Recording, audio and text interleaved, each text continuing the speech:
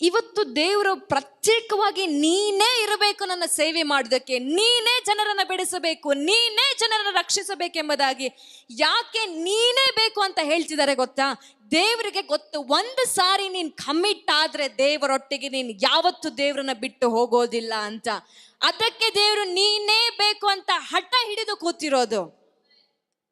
ನಿನಗೆ ಅನ್ನಿಸಿರ್ಬೋದು, ಅಯ್ಯೋ ನಾನು ತಪ್ಪು ಮಾಡಿದ್ದೇನೆ, ನಾನು ಅರ್ಹನಲ್ಲ, ನಾನು ಅರ್ಹಳಲ್ಲ ದೇವರ ಸೇವೆಗೆ ಅಂತ.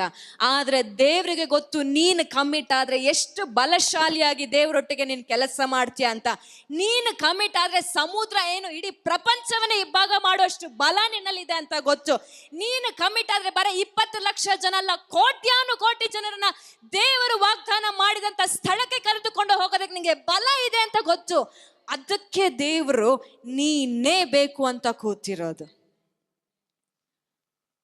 ಎಷ್ಟೋ ಜನರಿಗೆ ಇಲ್ಲಿ ಪ್ರವಾದನೆಗಳು ಬಂದಿದೆ. ಯಾಕೆ ಗೊತ್ತಾ ನಿಮಗೆ ಪ್ರವಾದನೆಗಳು ಬಂದಿರೋದು? ನೀನು ಕಮಿಟ್ ಆದ್ರೆ ಇಡೀ ಪ್ರಪಂಚವನ್ನೇ ನಡಗಿಸಬಹುದು. ಭಯ ಪಡಬೇಡ. ಇದೇ ಮೋಶೆ ಆ ಜನರು ನನ್ನ ಪ್ರೀತಿಸಲ್ಲ ಅಂತ ಹೇಳಿ ಹಿಂಜರಿತಿದ್ದ. ಇದೇ ಮೋಶನ ಜನರು ಕೊಂಡಾಡೋ ಹಾಗೆ ದೇವರು ಮಾಡಿದ್ರು.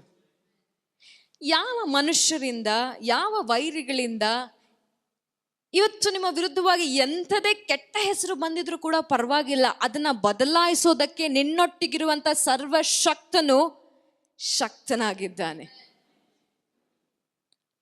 ನಿನ್ನನ್ನು ಮಾತ್ರ ಕೈ ಬಿಡೋದಿಲ್ಲ ದೇವರು. ಒಂದು ವೇಳೆ ನೀನ್ ದೇವರನ್ನ ಗಟ್ಟಿಯಾಗಿ ಹಿಡಿದುಕೊಂಡು ನಾನು ಹೇಳ್ದಂಗೆ ಇರ್ತೀನಿ ಅಪ್ಪ ಅಂತ ದೇವರ ಸೇವೆಯನ್ನ ಮಾಡೋದಕ್ಕೆ ಬಂದ್ರೆ, ಒಂದು ಸಾರಿಯೂ ಕೂಡ ನಿನಗೆ ಅವಮಾನ ಆಗದ ಹಾಗೆ, ಒಂದು ಸಾರಿ ಕೂಡ ನಿನಗೆ ಎಲ್ಲಿಯೂ ನೋವಾಗದ ಹಾಗೆ ದೇವರು ತನ್ನ ಕೈಯಲ್ಲಿ ಎತ್ತುಕೊಂಡು ಹೋಗೋದಕ್ಕೆ ಸಿದ್ಧನಾಗಿದ್ದಾನೆ.